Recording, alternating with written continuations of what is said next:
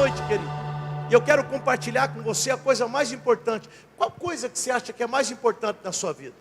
O que você acha que é o mais importante na sua vida? Oi? Família. Pensa aí, o que você acha que é mais importante na sua vida?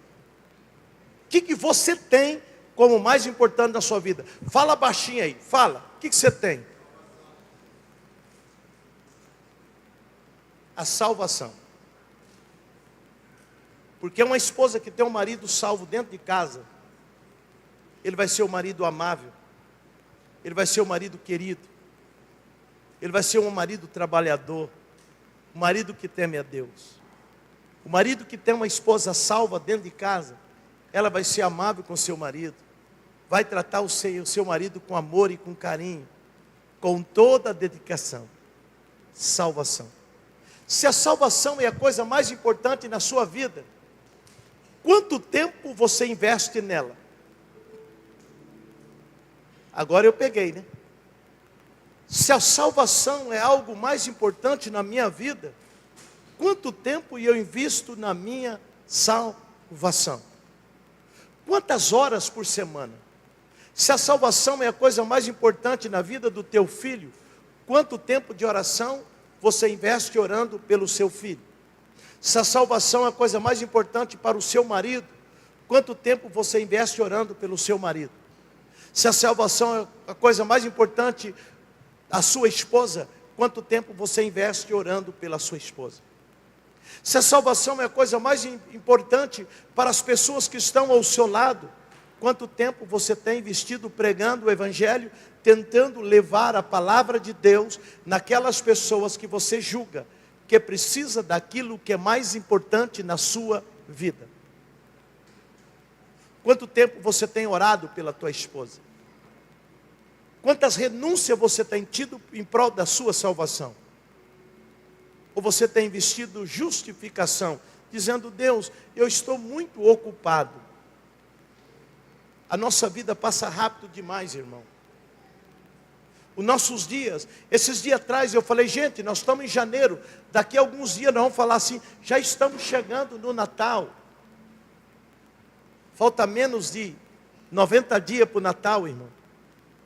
Natal já está à porta. Ontem, sábado, eu estava em casa e a pastora Rosana veio até mim e falou assim: bem, você sabia aquele pastor auxiliar seu acabou de morrer hoje? Eu falei: o quê?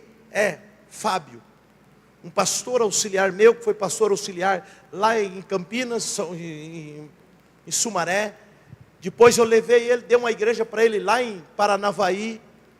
Um homem que não era tão velho, tinha aproximadamente, eu creio, uns 50 anos, acabou de morrer ontem. Ele estava caminhando na rua, e de repente veio uma moto, pegou ele e matou, tirou a vida daquele pastor. Você sabe o que eu fiquei pensando? E se fosse você? E se fosse eu? Você está preparado para morrer? Você sabia que a nossa vida, ela tem um tempo? Eclesiastes 3:1 diz: tudo tem um tempo determinado. Há um tempo para todo propósito, há um tempo para nascer e há um tempo para morrer, há um tempo para plantar e há um tempo para colher que se plantou. Deus determinou um tempo de vida para todos nós. Assim como você vai lá na agricultura e planta alguma coisa e tem um ciclo, germinação, cresce, depois madura, depois seca, e vem a colheitadeira e colhe, e vai para o celeiro. Assim também é a nossa vida espiritual, nossa vida física. A Bíblia diz assim: prepara-te, Israel, para encontrar com o Senhor teu Deus. E eu pergunto, se Deus te chamasse hoje, você estaria preparado? Assim como o mundo está sendo preparado para a manifestação do anticristo, a igreja está sendo preparada. Jesus, todas as vezes que você vem aqui, Jesus procura preparar a você. Igreja, eu não falo as quatro paredes, eu digo igreja, a pessoa Jesus quer preparar a você para ter um encontro real com Cristo Jesus. Por isso a Bíblia diz lá no livro de Efésios, capítulo de número 5, versículo 14 ao 16, onde diz: desperta tu que dorme, levanta entre os mortos e Cristo te iluminará. Vede prudentemente como andais, não como nécio, remindo o tempo, porque os dias são maus. Levanta dentre os mortos e Cristo te esclarecerá. Vede prudentemente como andais, porque os dias são maus. Os dias são muito maus, irmão. As pessoas têm muita maldade no coração. Mas a Bíblia diz que no final dos tempos seria assim, e seria dessa forma, e seria dessa maneira. O diabo tem procurado colocar sono espiritual nas pessoas, para que você não perceba que os dias estão passando cada dia mais rápido. O profeta Daniel fala que no final dos tempos, a ciência ia se multiplicar e os homens correriam de um lado para o outro. A ciência, ela tem se multiplicado em todos os lugares, irmão. Verdade. A ciência tem se multiplicado de uma maneira alarmante. Daqui a pouco eles vão estar fazendo gente, vai estar fazendo pessoa. Porque tudo está se fazendo. Você vai nas lavouras hoje, antigamente, você plantava amendoim. Não sei se vocês viveram isso. Eu colhia amendoim com meu pai. Você plantava com aquela catraca amendoim. Aí você arrancava o amendoim, colocava para secar. Depois você ia com um balaio. Quem conhece balaio aqui? Você ia com um balaio batendo amendoim. Depois você colocava num saco e vendia. Hoje, querido, você não coloca a mão em nada. Vê um maquinário, ele planta o amendoim. Naquela época, você precisava de 100 pessoas para plantar 10 alqueires. Hoje, uma máquina planta em 10 alqueires rapidinho. Já vem, o amendoim cresceu, vem uma máquina e arranca ele. Vira ele ao contrário, eu fiquei de boca aberta. Daqui a pouco já vem outra máquina, colhe aquele amendoim. E já vai para o transbordo, já vai para a empresa, e agora eles arrancam a casca do amendoim. E faz coisas que até você duvida, irmão. A Bíblia diz que a ciência iria se multiplicar. Isso é sinal que Cristo estaria voltando. A ciência iria se multiplicar. Sinal que Jesus Cristo estava voltando. Por isso que nós precisamos nos preocupar mais com a nossa vida espiritual. Precisamos preocupar com a salvação. A salvação, ela tem que ter uma prioridade na nossa vida. A Bíblia fala lá em São Marcos capítulo 8, no livro de São Marcos capítulo 8, versículo de número 36. Pois que proveito há o homem ganhar todo o mundo ou o mundo inteiro e perder a sua alma? São Marcos 8,36. Pois que proveitaria o homem ganhar todo o mundo? Tem pessoas, amada, aquilo que você vai ganhar numa vida, tem pessoas que ganham no mês o que muitos de nós não ganham em toda uma vida. Existem pessoas que ganham em um mês. Tem pessoas que têm salário milionário, que entra o jogo dele, mas o marketing que eles pagam para ele, daí 10, 15 milhões por mês. Quantas pessoas vão morrer e não vai ganhar numa vida 10, 15, 20 milhões? Tem pessoas que têm fortuna bilionária, que eles competem entre si. Aí a Bíblia diz: o que adianta o homem ganhar todo mundo, ser a pessoa mais rica da face da terra, e quando ele morrer, ele não leva uma grama de ouro da aliança que ele tem no dedo?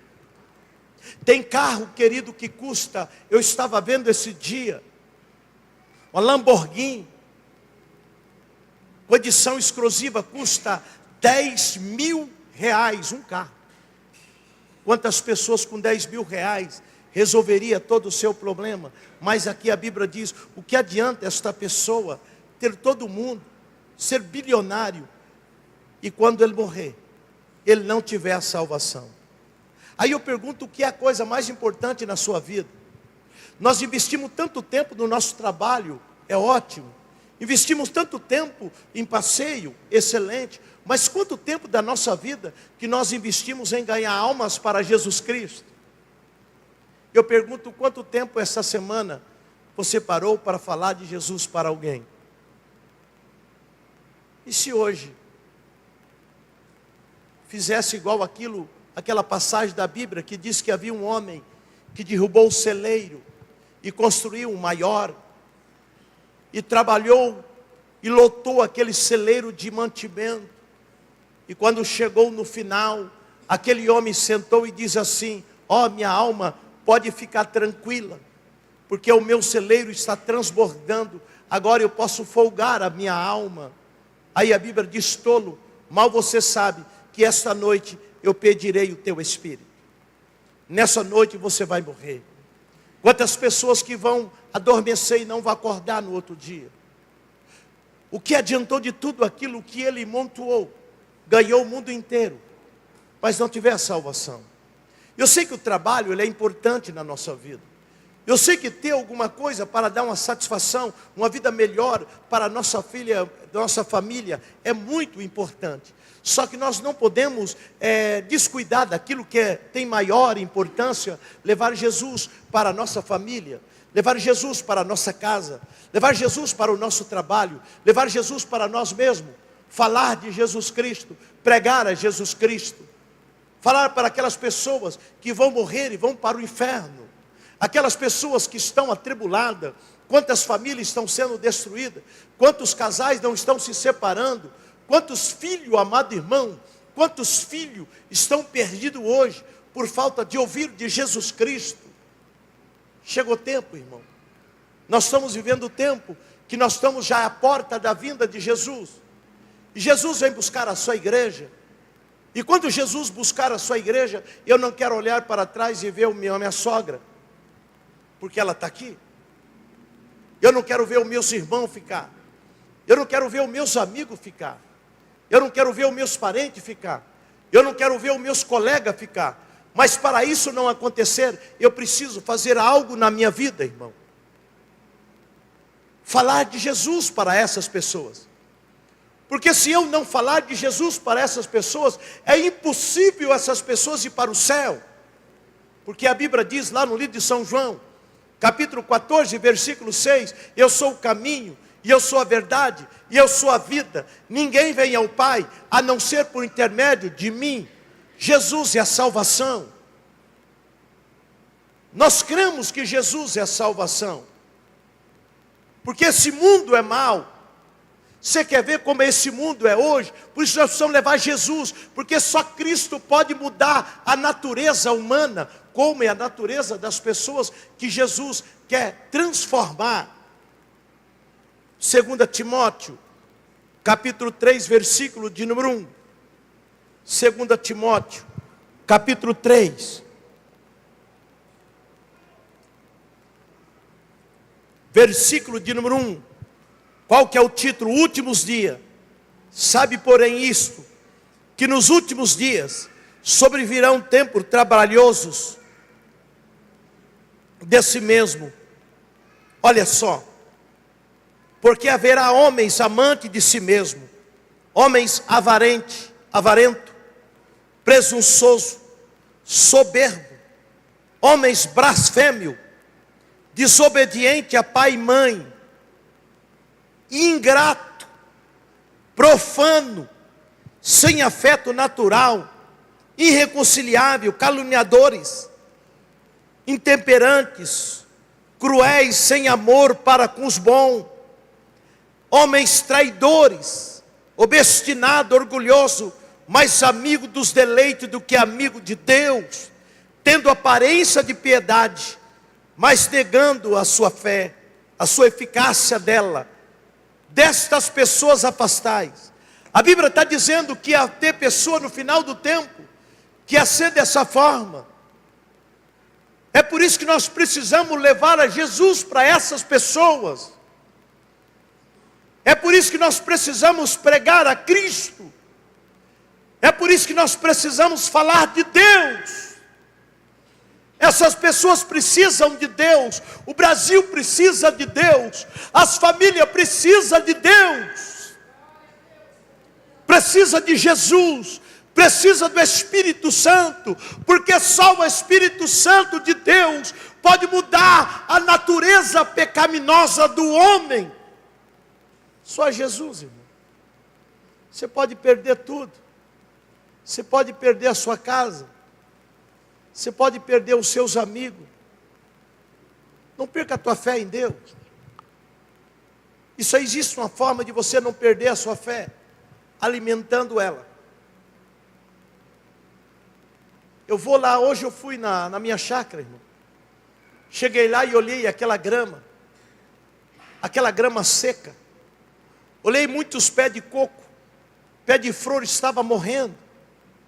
Aí sabe o que eu vi naquilo ali? A vida espiritual de um crente, a vida espiritual de uma pessoa. Aí eu liguei aquela mangueira e comecei a jogar água. Mas você sabe por que aquela grama estava morrendo? Sabe por que aquele pé de fruta estava morrendo? Porque eu não posso ir lá todo dia. Eu só vou de vez em quando. E de vez em quando não basta, irmão. Se eu joguei água lá, se eu não for amanhã jogar de novo, e depois de amanhã jogar de novo, mesmo eu jogando água todo dia, não vai ter todo o nutriente do que é aquela água quando vem do céu.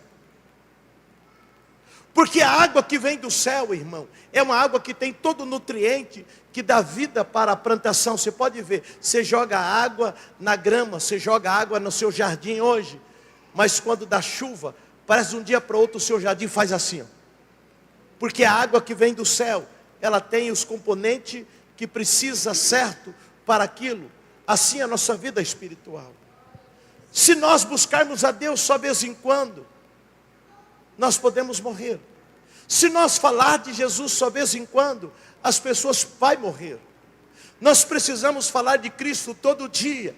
Fala de Jesus todo dia. Nós precisamos despertar para salvar as pessoas. Ninguém tira da sua vida, querido, aquelas pessoas que foram salvas através da sua vida. O galardão é teu. O galardão é teu. Nós precisamos acordar.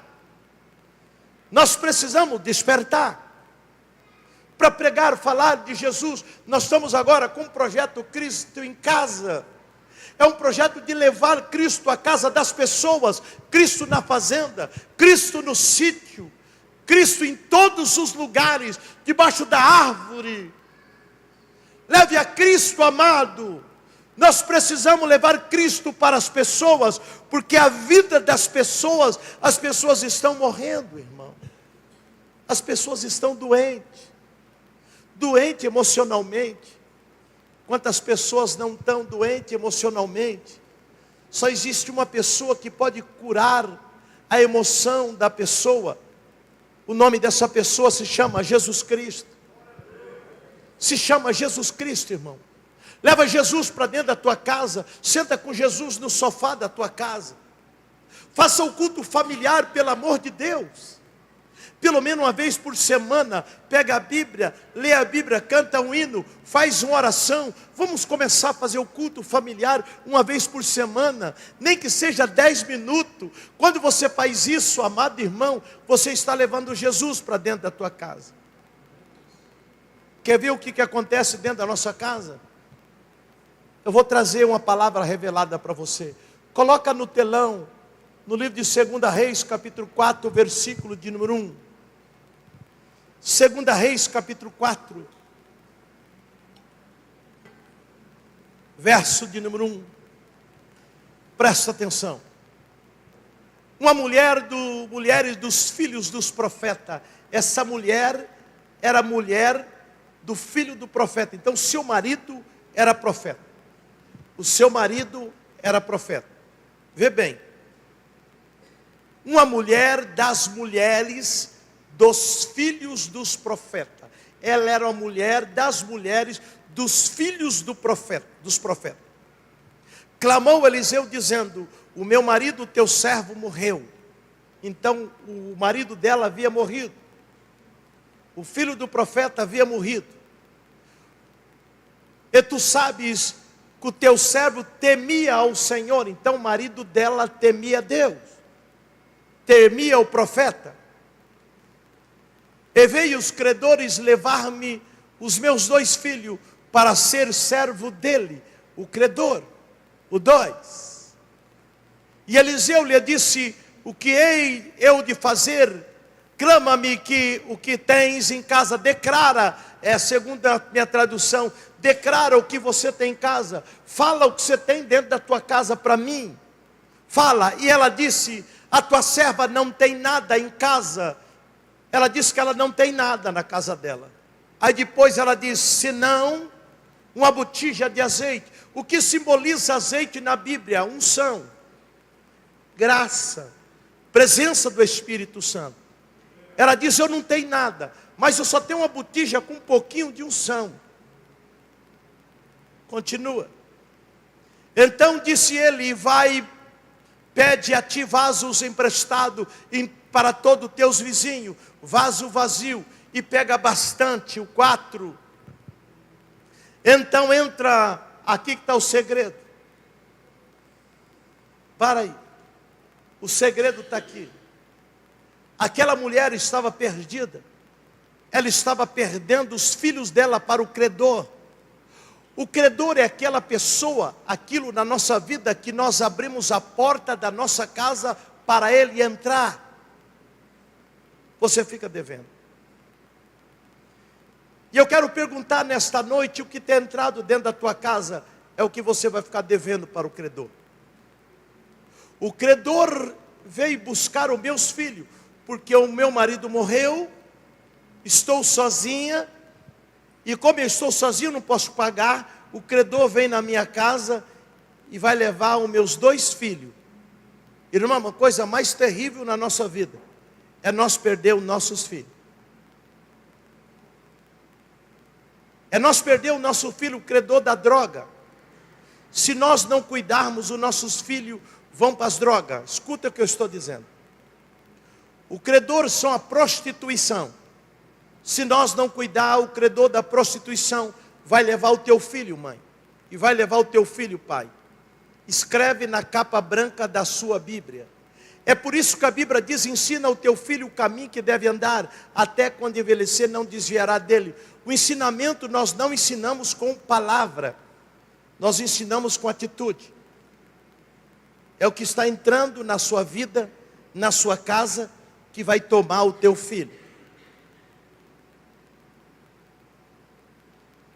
Essa mulher, ela deixou entrar dentro de casa muitas coisas ruins. E entrou no coração do nosso filho. Talvez aquilo que você fala,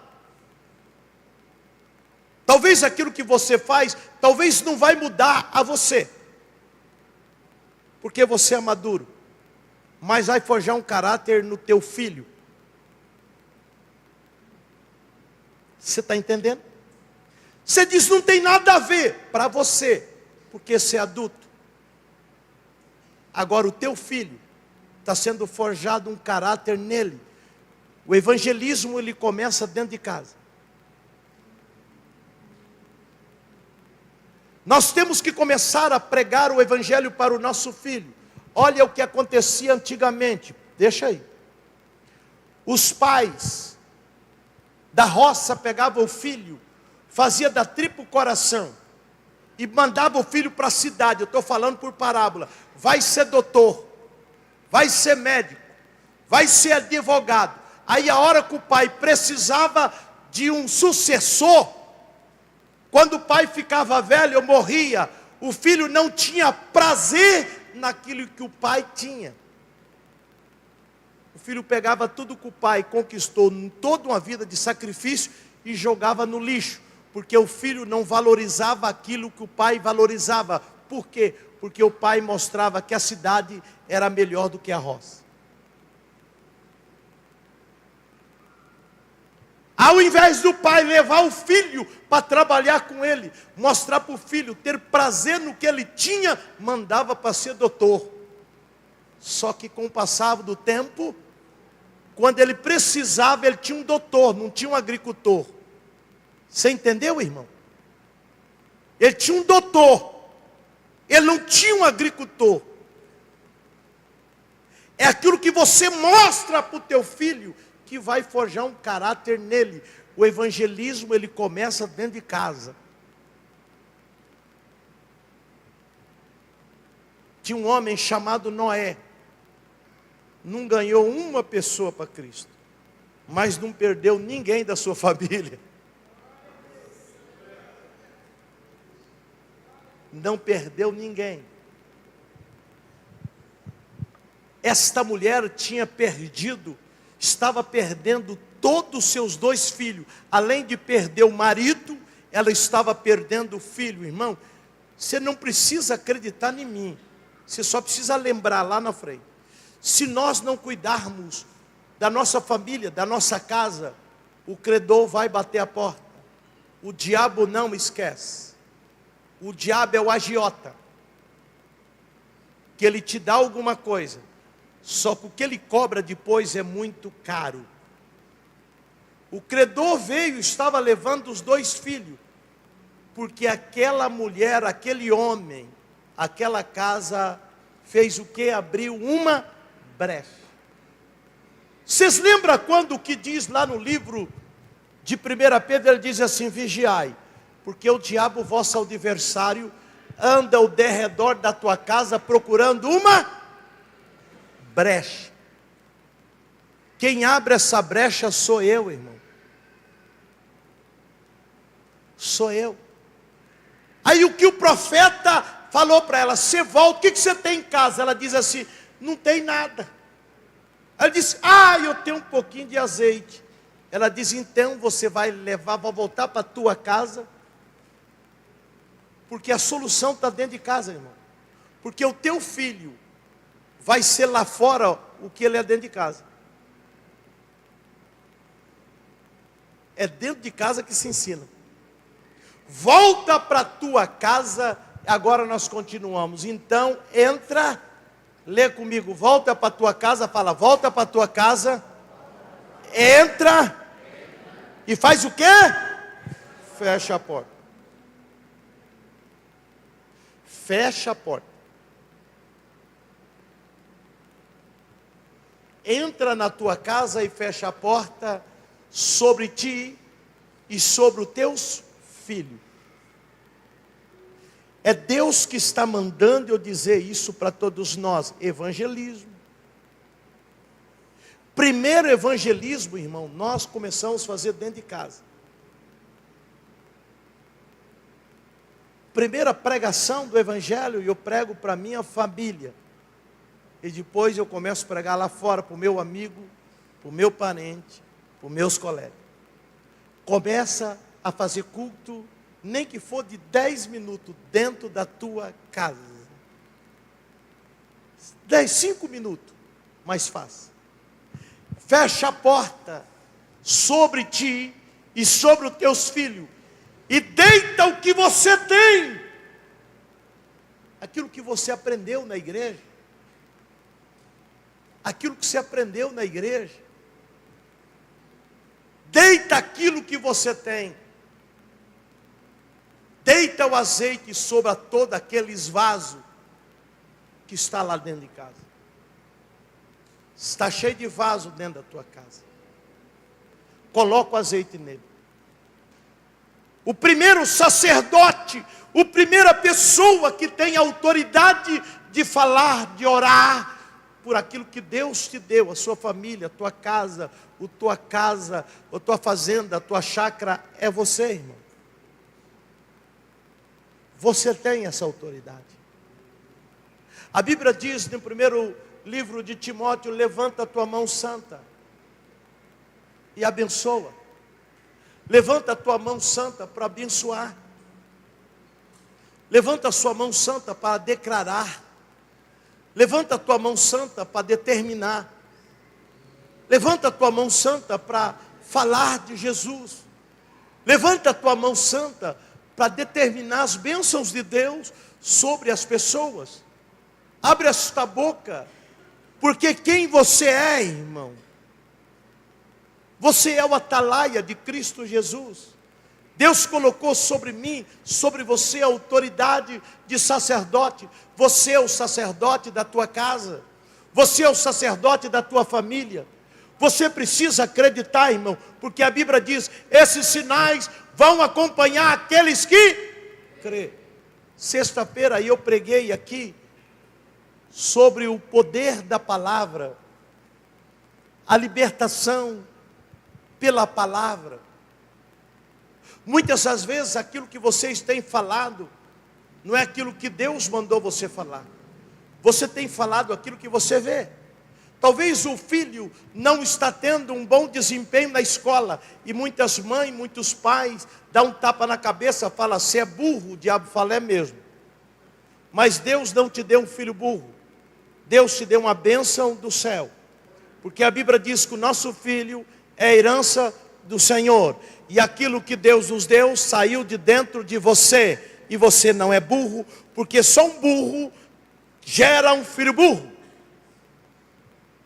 Porque a Bíblia diz que cada um produz segundo a sua espécie. E você não é burro. Você é uma pessoa muito inteligente.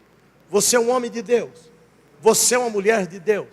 A sua esposa que Deus te deu é mulher virtuosa. Olha para ela, fala: você é mulher virtuosa. Fala: você é uma bênção que Deus me deu. Então, se você é uma mulher virtuosa, o teu filho será filho virtuoso também. Também. Começa a falar de Jesus para os teus filhos. A Bíblia fala que Jó, todo dia, Jó levantava de madrugada e oferecia sacrifício pela sua mulher, e oferecia sacrifício pelos seus filhos. Ele falava de Jesus para os filhos. Ele falava de Jesus para a mulher. Fala de Jesus. Aonde o profeta vai, ele é profeta, irmão. Se você está no seu trabalho, você é profeta no seu trabalho. Se você está na tua casa, você é profeta na tua casa.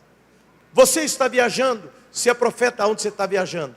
Você está na praça, você é profeta na praça, irmão. As pessoas precisam reconhecer isso, que você é algo muito importante. Quem você é, irmão? Jeremias, ele fala que Deus tem um grande propósito na tua vida. Deus mandou você, mandou eu, mandou nós aqui na terra com um propósito. Jeremias capítulo de número 1, versículo de número 4. Jeremias capítulo 1, verso de número 4 diz assim: assim veio a palavra do Senhor dizendo: antes que vocês fossem formados no ventre, te conheci.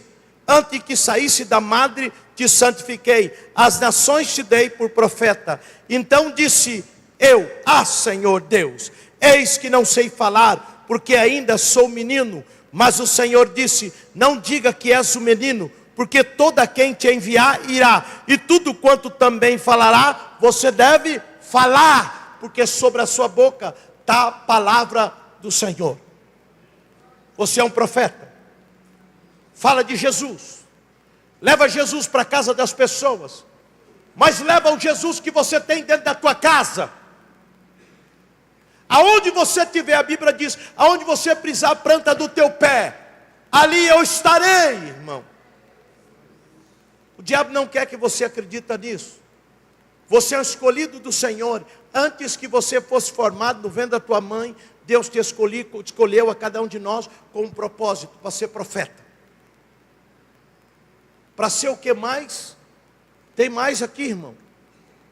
A Bíblia diz mais ainda. A Bíblia fala que nós somos atalaia de Deus. Nós somos boca de Deus. Sobre você repousa a boca de Jesus. Nós somos embaixadores de Cristo. Embaixador, aquele que representa. Se eu sou embaixador no Brasil, do Brasil nos Estados Unidos, aonde eu estiver, ali o que funciona é a lei do meu país. A lei do meu país, o feriado que for no meu país vai ser ali. Os embaixadores do Brasil nos Estados Unidos, quando todos os feriados que tem no Brasil, eles guardam os feriados lá. Na embaixada está estendido nos Estados Unidos a bandeira do Brasil. Você não entende a grandiosidade disso. Sobre a sua vida tem a bandeira do céu. Dentro da tua casa, a lei que funciona ali é a lei do céu, não é a lei da terra. Você é a boca de Deus aonde você estiver. Você é a boca do Espírito Santo. Nós somos a boca de Jesus. Aonde você estiver, aonde você for, você é a boca de Deus. Você é a boca de Jeová. Você é a boca de Cristo. Você é a boca do Espírito Santo. Você é a boca do Espírito Santo. Você é representante de Cristo. Você é representante de Jesus. É isso que nós temos que entender, irmão. Deus nos escolheu para ser qualquer pessoa. Nós somos embaixadores de Cristo. Nós temos que levar Cristo para dentro da nossa casa. Por isso que nós lançamos esse projeto e estamos orando. Estou estudando a apostila, Cristo em casa. E eu quero levar Cristo em várias casas, irmão. Você vai ser um dos embaixadores, levando Cristo na casa das pessoas. Você pode, irmão. Aonde Cristo está, o mal tem que sair. Se você levar Cristo para dentro da tua casa, não tem como habitar a luz e as trevas no mesmo lugar. Quando eu acendo a luz, a treva vai embora. Quando eu apago a luz, a treva vem. Se as trevas estão entrando na tua vida, está faltando o quê?